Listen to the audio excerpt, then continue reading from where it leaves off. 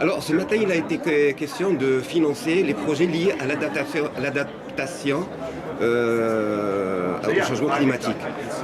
Quelle est maintenant la difficulté, justement, que rencontrent les pays en développement surtout, justement pour financer des projets liés à l'adaptation et non pas à l'atténuation? D'accord. Alors c'est une difficulté de narratif. En fait. C'est comment est-ce qu'on construit ce type de projet. Il y a des difficultés qui sont rencontrées au niveau du montage des projets, parce que ce sont des projets qui sont complexes. Il y a aussi une difficulté qui est au niveau de l'horizon, parce que souvent pour s'adapter de façon substantielle aux impacts des changements climatiques, nous avons besoin d'avoir des projets d'envergure qui sont sur un très long terme, dont la rentabilité peut être assez difficile à quantifier selon les techniques classiques d'évaluation. Alors ce qui est important et ce que la présidence marocaine de la COP22 a vraiment essayé fortement de faire, c'est d'engager un changement dans la réflexion pour avoir plus de finances allouées aux projets d'adaptation au changement climatique, particulièrement en Afrique et de façon plus large dans les pays en développement. C'est un engagement qui a été pris par la présidence marocaine de la COP22. L'ensemble des panélistes et l'ensemble des différents acteurs de très haut niveau qui étaient représentés dans le cadre de ce panel ont reconnu le leadership qui a été représenté par le Maroc lors de sa présidence de la COP22 qui continue.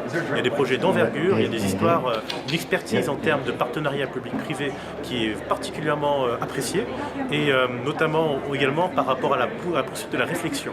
On parle des métriques de l'adaptation, comment est-ce qu'on peut mesurer l'adaptation afin de faciliter le montage de ces projets, de convaincre le secteur privé de s'engager dans des projets d'adaptation au changement climatique, parce qu'on parle notamment des 100 milliards, mais ces 100 milliards ne suffiront pas à atteindre les objectifs de l'accord de Paris et de développement durable, donc les métriques ont un rôle particulièrement important à jouer dans ce contexte, mais le cas de la présidence marocaine qui est particulièrement sensible aux pays les plus vulnérables au changement climatique, c'est ne pas uniquement se baser sur le secteur privé qui est mature, mais également comment est-ce qu'on peut accompagner des pays dans lesquels le secteur privé est dans un cadre moins mature, à développer leur secteur privé qui soit capable de capter les opportunités de capitaliser sur la finance climat afin d'aider le développement plus large de sa population, en particulier dans le contexte africain.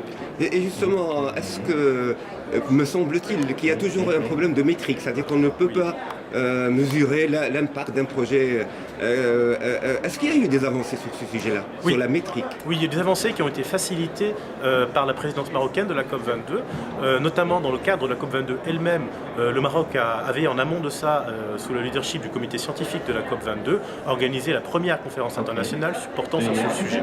Et ce que le Maroc a fait ensuite, et c'était quelque chose d'absolument inédit dans les annales de la Convention cadre des Nations Unies sur les changements climatiques, il a fait une soumission officielle qui a contenu toutes les recommandations qui ont été faites par les scientifiques.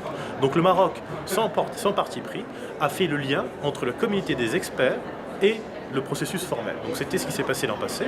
Ensuite, dans cette année, ce que nous avons essayé de faire, c'est de nous focaliser sur deux secteurs en particulier, l'eau et l'agriculture, qui sont particulièrement identifiés dans les contributions déterminées au niveau national des pays, surtout notamment dans le contexte des pays en développement et en particulier africains, pour comment est-ce qu'on peut avoir une approche très concrète, très pragmatique, faciliter le financement de projets dans ces deux domaines-là pour augmenter et améliorer la résilience des secteurs d'eau et d'agriculture en ce qui concerne l'impact des changements climatiques. Nous avons eu dans ce panel notamment le directeur exécutif du Fonds vert pour le climat qui a mis en avant la collaboration exemplaire qui existe entre le Maroc et ce fonds-là. Nous avons également eu la Banque européenne de reconstruction et de développement qui, ensemble, avec le gouvernement marocain et d'autres financiers, ont permis d'accélérer et d'approuver le financement de projets d'adaptation concrets au Maroc en ce qui concerne l'adaptation au changement climatique.